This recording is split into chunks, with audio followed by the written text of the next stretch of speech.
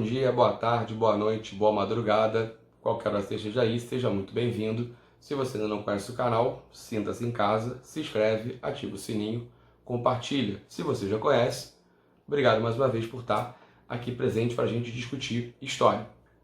E o tema de agora, o tema de hoje, vai ser basicamente a expansão territorial brasileira, ou seja, vamos entender em que momento e de que forma o Brasil sai daquele território inicial litorâneo, ali até o Tratado de Tordesilhas, para ter um território muito próximo do nosso, beleza?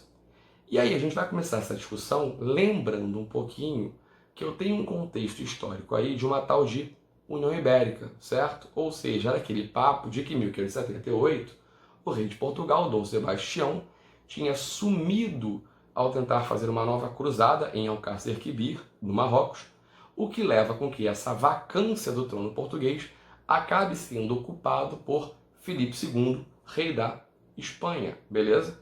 E aí, nesse exato momento, entre 1580 e 1640, Portugal e Espanha têm o mesmo rei, Filipe II. E a gente chamou isso tudo de União Ibérica. E aí vamos lembrar de uma questão específica, que era a ideia de que, num primeiro momento, Filipe II tinha prometido que não mexeria com a forma de administração portuguesa, um documento conhecido como Juramento do Tomar. Porém, no meio desse processo, a Espanha acaba criando um problema com a Holanda. Por quê? Porque a Holanda, a princípio, ela pertencia à família dos Habsburgos, que é a família de Filipe II. Só que o que acontece? Enquanto o pai de Filipe II governava a Espanha, Carlos V, eu permitia que essa Holanda tivesse uma certa autonomia, uma certa tolerância religiosa. Os holandeses são protestantes.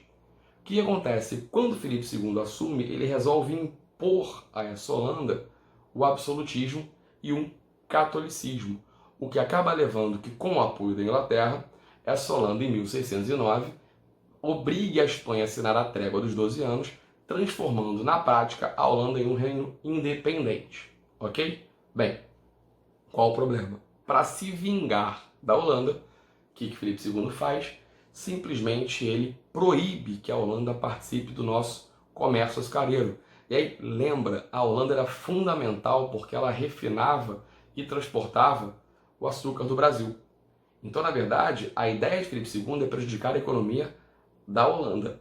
A reação holandesa é tentar invadir o Brasil em 1624, em Salvador, o que não consegue, porém tem êxito em 1630, invadindo o Nordeste brasileiro a partir de Pernambuco e ficando naquela região até 1654. Só aí sendo expulso a partir de uma insurreição pernambucana iniciada em 1645. O problema é que essa Holanda expulsa do Brasil, ela foi para as Antilhas, começou a produzir açúcar e isso entrou em concorrência. E aí por que eu estou dizendo isso tudo? Tá? Para chegar em 1701, por exemplo, quando o rei de Portugal, por causa desta concorrência com o açúcar antilhano, determinar que as áreas litorâneas brasileiras têm sido utilizadas para o cultivo de cana-de-açúcar. E por que eu estou dizendo isso? Porque isso vai levar a uma determinação de que você não pode ter criação de gado no litoral brasileiro. Eu só posso criar gado a 60 quilômetros desse litoral, beleza? Lembra, eu tenho gado de engenho. O gado é força motriz, o gado dá o couro, o gado dá o alimento, mas você criar o gado, de fato, não pode mais no litoral. E aí esse gado ele é expulso em direção ao interior e vai seguir o caminho do leito dos rios, principalmente deles, o Rio São Francisco, também chamado de Rio dos Currais. E aí uma coisa interessante é que essa lógica desse gado, ele vai subir, porém ele vai se adaptar muito bem no sul do país, nos pampas gaúchos, onde você vai criar toda uma economia baseada nessa pecuária, nessa produção de charque, tão forte, mas tão importante, que séculos depois, em 1835, vai explodir no sul do país a mais longa das revoltas brasileiras, a chamada Guerra dos Farrapos, ou Revolução Farroupilha, que vai durar de 1835 a 1845, ou seja, do período regencial até aquele início do segundo reinado. Tá? Agora, o que é fundamental para a gente em relação ao gado, a economia, a pecuária? É a gente comparar com o açúcar. Principalmente em relação a 3 elementos chaves, que vão ser o mercado, o investimento e a mão de obra. E aí como é que a gente vai comparar isso? Simples. Vamos por partes. O mercado do açúcar, a gente já viu lá em Economia Açucareira, e se você não viu, dá uma olhada, tem um vídeo aí no canal, ele é voltado para o mercado externo. Lembra, você escolhe o açúcar pelo alto valor de mercado que ele tem. O gado não. O mercado do gado é o mercado interno. Uma área que vai usar muito a questão do gado como alimento vai ser a região mineradora, por exemplo, que é um vídeo que também vai estar aí no canal.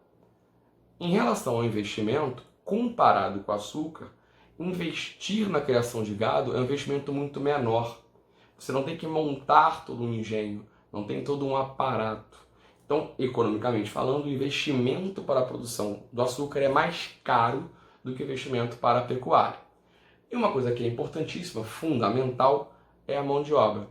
Enquanto o açúcar se utiliza de mão de obra escrava africana, a pecuária se utiliza de uma mão de obra livre, mais ou menos um sistema de parceria, onde o vaqueiro, o criador, aquele cara que toma conta do gado, ele geralmente tem direito a uma cabeça de gado a cada 4 que você sobrevive, que ele vende.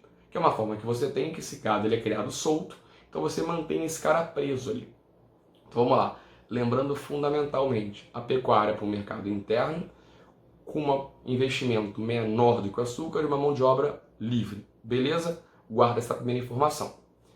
O segundo grande movimento de expansão é o movimento bandeirante. E aí, antes de discutir essa ideia de entrada, bandeira, tipos de entradas e bandeiras, vamos pensar o seguinte. A gente tem uma visão muito clara do bandeirante, certo? Aquele cara de casaco de couro, chapéu, bota, aquela coisa imponente. Beleza. Vou contar um segredo. Não é assim. Geralmente o bandeirante é um cara pobre. Já ele basicamente ele está descalço, com roupas bem surradas. Nem o português de fato ele fala. O que ele fala é mais uma língua geral, brasílica, que é uma grande mistura do português com o tupi-guarani, certo? Meio complexa a parada. Então olha só, se o bandeirante não é esse bandeirante que eu estou contando para vocês, ou seja, aquele que a gente está acostumado, aquele imponente que a gente vê na rodovia dos bandeirantes, aquela coisa bonita, e o bandeirante é aquela outra versão, em que momento e por que o bandeirante vira esse grande herói que a gente conhece? Simples. Porque quando você tem ali no século XIX e século XX São Paulo crescendo, certo? Como área, como região, São Paulo vai se aproveitar desta figura do bandeirante, que parte de São Paulo, a origem do bandeirante é São Paulo, é São Vicente, para transformar esse bandeirante no grande herói.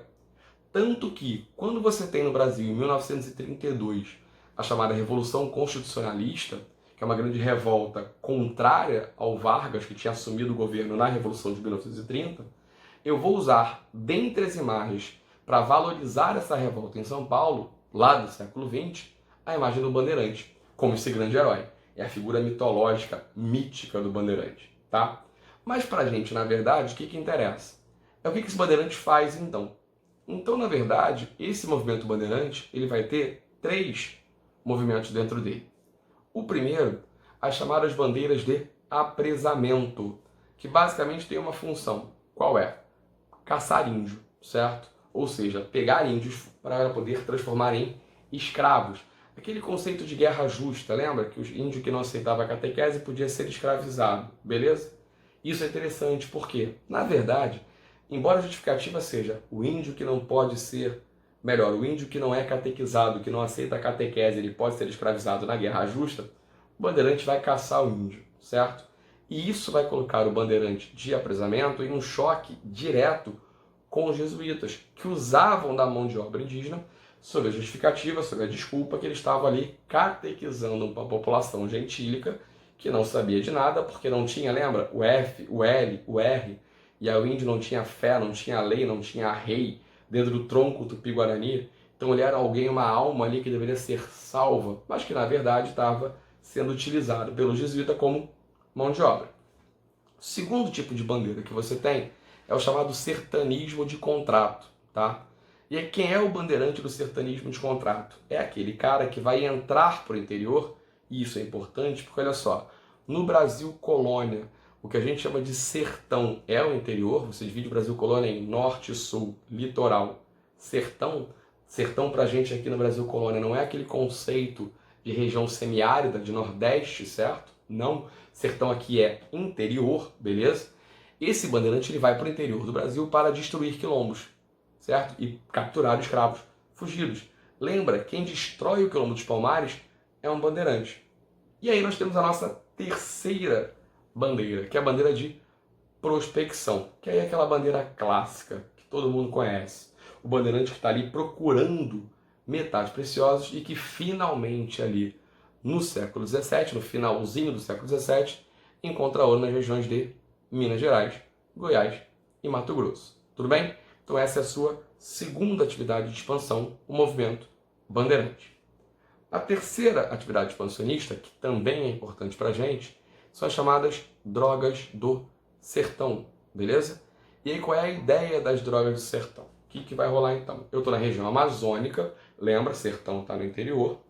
Drogas são elementos, matérias que vão ser estimulantes, por exemplo, no nosso caso. O que são as drogas do sertão? Guaraná, açaí, castanha do Pará, certo? Ou seja, seria mais ou menos o equivalente às nossas especiarias. Lembra de expansão marítima, as especiarias indianas, noz moscada, cravo da Índia? Beleza? No nosso caso é guaraná, açaí, castanha do Pará. Que vai ser utilizada a partir de que mão de obra? Vamos lá, pensa comigo. Se é semente, se é flor, se é fruto, naturalmente, quem olha para aquilo na região amazônica e sabe, ó, aquilo é açaí, aquilo é guaraná, aquilo é castanha, é o índio. Então, as drogas do sertão, elas têm a mão de obra indígena. E aí quem vai estar muito presente nesse ramo econômico é quem tem uma relação muito clara com os índios, ou seja, os jesuítas, tá? Então, por exemplo, esse é um ponto importante que pode aparecer em prova. As pessoas podem pedir em prova questões para você comparar o tipo de mão de obra entre 3 economias diferentes: açúcar, pecuária e droga do sertão. Mole, açúcar, escrava africana, pecuária, livre, droga do sertão, índio. Beleza? É uma forma de aparecer em prova. Bem, para além da pecuária, para além do movimento bandeirante, para além das drogas do sertão, eu ainda tenho os fortes, que funcionam para você povoar essas áreas fronteiriças e entrar nessas fronteiras que estão sendo conquistadas agora, e as próprias monções, que são expedições fluviais para abastecimento. Tudo bem? Tranquilo? Bem, mas nós temos um problema. Lembra que eu comecei o nosso papo falando da União Ibérica. Quando você tinha a União Ibérica, na prática, a Tordesilhas mais ou menos não existia. Beleza? Tá ali, Portugal e Espanha tem o mesmo rei, então a galera entrou. Foi lá para a Amazônia, droga do sertão, entrou para o interior. Só que a União Ibérica acabou. E aí, senhores, o que acontece? Como é que fica esses territórios da América? E aí a gente inicia uma série de tratados de limite ao longo desse processo. Por exemplo, Tratado de Lisboa, Tratado de Utrecht I, Tratado de Utrecht II, Tratado de Madrid, Tratado do El Pardo, Tratado de Santo Ildefonso, Tratado de Badajoz.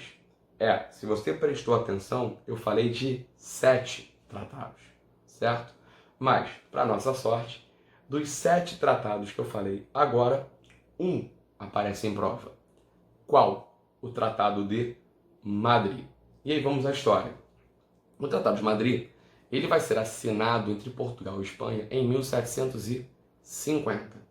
E aí qual é a ideia de Madrid, tá? Portugal vai se utilizar da ideia de uti possidetis, traduzindo direito de posse. O que Portugal vai dizer? Olha só, senhores, eu ocupei o território, eu estava ali, ninguém me cobrou, ninguém me perturbou, logo o território é meu. Beleza? Tranquilo, uti possidetis. Porém, em troca disso, Portugal vai ceder à Espanha um território conhecido como Colônia de Sacramento e vai receber da Espanha um território conhecido como Sete Povos das Missões. Tudo ali no sul do Brasil, tá? Tudo ali no extremo sul da América do Sul. Bem, até aí tudo bem. Se não fosse um detalhe. Nesta fase, lá na Europa, eu estou vendo um grande período chamado de Iluminismo. É aquele grande movimento de contestação ao antigo regime. E esse iluminismo, ele acabou tendo como reação a ele um elemento, uma coisinha chamada de despotismo esclarecido, que a grosso modo era reis absolutistas que se utilizavam de alguns conceitos iluministas para se manter no poder. E Portugal vai ter um déspota esclarecido, Dom José I. Mas o grande cara desse período é um conselheiro, um ministro de Dom José I, um cara conhecido como Marquês de Pombal, que vai ser fundamental, por exemplo, para resolver a questão econômica de Portugal quando você tiver o grande terremoto de Lisboa de 1755. Mas vamos lá, por que o Pombal ele vai entrar aqui na história? Porque dentre as determinações de Pombal, que dizem respeito ao Brasil, eu tenho algumas que me interessam. Por exemplo, Pombal vai acabar com o sistema de capitania hereditária oficialmente. Pombal vai proibir oficialmente a escravização de índios.